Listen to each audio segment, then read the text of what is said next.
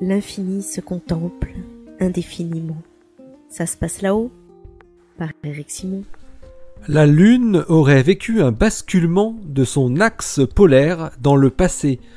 Cette déduction a pu être faite grâce à l'observation de la glace d'eau cachée dans les régions polaires lunaires. La Lune a ceci de particulier que son axe de rotation est presque parfaitement orthogonal à la droite qui joint le centre de la Lune et le centre du Soleil.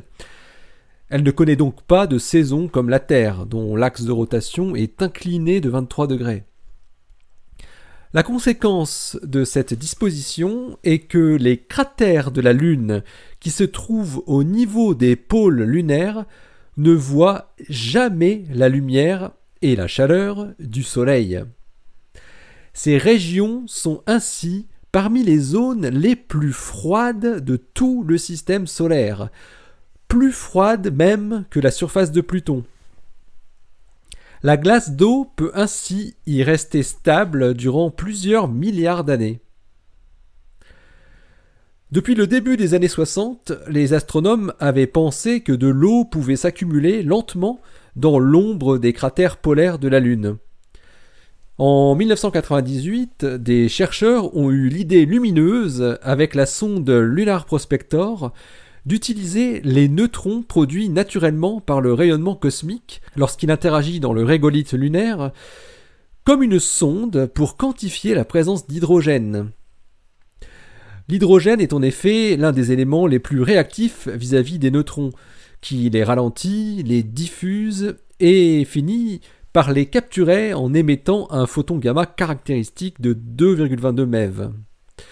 Dans cette nouvelle étude publiée dans Nature, les chercheurs américains ont réétudié les données de flux neutroniques diffusés par la Lune qui ont été enregistrées en 98 et 99 par l'instrument Neutron Spectrometer de la sonde Lunar Prospector, ainsi que ceux obtenus plus récemment par le Lunar Exploration Neutron Detector installé sur la sonde Lunar Reconnaissance Orbiter, LRO. Observer un déficit dans le flux de neutrons en provenance de la surface de la Lune indique la présence d'hydrogène, et qui dit hydrogène dit eau. La méthode permet d'explorer la présence d'eau non seulement en surface, mais aussi légèrement en subsurface. Ils utilisent des méthodes d'analyse statistique avancées pour en déduire les abondances d'eau sur la surface de la Lune.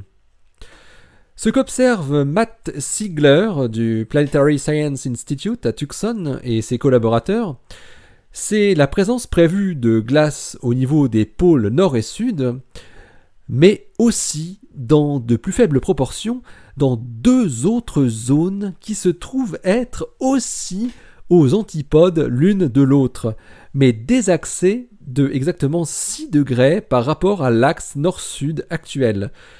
Comme si il s'agissait de régions qui se seraient trouvées dans le passé aux pôles nord et sud actuels et auraient ainsi pu accumuler de la glace. À partir de cette constatation, les planétologues suggèrent que l'orientation de la Lune par rapport à son axe de rotation aurait pu changer dans le passé. L'axe de rotation, quant à lui, serait resté le même, toujours orthogonal à la droite Lune-Soleil. Ces zones riches en eau sont appelées des paléopôles par les chercheurs. Malgré le fait qu'elles sont désormais exposées à la lumière du Soleil, ces accumulations de glace semblent avoir survécu. Pour renforcer leur hypothèse, Ziegler et son équipe proposent un phénomène qui serait à même de produire un tel basculement de la Lune vis-à-vis de son axe de rotation.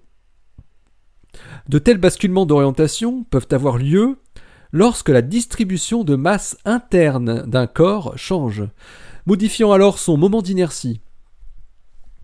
Les chercheurs montrent que le basculement des pôles observés peut être expliqué si certaines régions deviennent soudainement moins denses. L'une de ces régions, la région nommée PKT pour Procellarum Cryptera, se trouve être la zone de la Lune la plus radioactive et connue pour avoir été la plus volcanique dans le passé. Ces deux caractéristiques implique que cette région a dû être, à une certaine époque, chaude, et donc moins dense que son voisinage proche. Si la région PKT est bel et bien responsable du changement d'orientation lunaire, cela devrait permettre de contraindre la magnitude des élévations de température associées au volcanisme sur la Lune. Cela pourra aussi indiquer d'autres paramètres comme les échelles de temps de ces événements ainsi que leur impact global. Peut-être les spécialistes pourront-ils également mieux comprendre pourquoi la région PKT est si radioactive, ce qui reste une énigme encore tenace aujourd'hui. On peut se demander comment la glace ancienne a pu survivre durant près de 3 milliards d'années, date des derniers épisodes volcaniques sur la Lune, alors qu'elle se trouve désormais sous la lumière du Soleil. Une explication amenée par les chercheurs est qu'il ne s'agirait que de glace résiduelle qui se trouverait maintenant en subsurface, à la manière du permafrost que l'on trouve en Sibérie ou en Alaska, où le sous-sol est gorgé d'eau gelée, même en plein été, jusqu'à plus de 1 mètre de profondeur. Des études antérieures avaient déjà conclu à l'existence d'un basculement de la Lune par rapport à son axe de rotation, parfois jusqu'à des angles importants de plusieurs dizaines de degrés. Le changement d'orientation proposé ici est relativement faible et reste maintenant à réconcilier avec les données antérieures, voire à confirmer, notamment dans son origine volcanique. L'article de Matt Sigler et ses collaborateurs est paru dans Nature cette semaine, le 24 mars 2016. Il s'intitule « Lunar True Polar Wonder Inferred from Polar Hydrogen ». Le basculement polaire de la Lune déduit de l'hydrogène des pôles. Restez bien à l'écoute sur le www.ça-se-passe-là-haut.fr.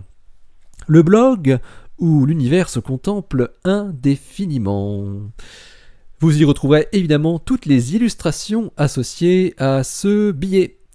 Vous retrouvez ce podcast comme toujours sur iTunes, sur podcloud.fr et sur YouTube. Sur YouTube où vous pouvez retrouver d'autres petites émissions qui arriveront au fil du temps, comme par exemple la toute nouvelle qui s'intitule « Découvrez le ciel », dans laquelle je vais vous faire voyager dans le ciel du printemps et peut-être après de l'été, comme si vous aviez un télescope. Eh oui, n'hésitez pas à y jeter un œil. Allez, d'ici à la prochaine, portez-vous bien, restez bien les yeux au ciel, toujours, et restez bien toujours les pieds sur terre. Allez, salut!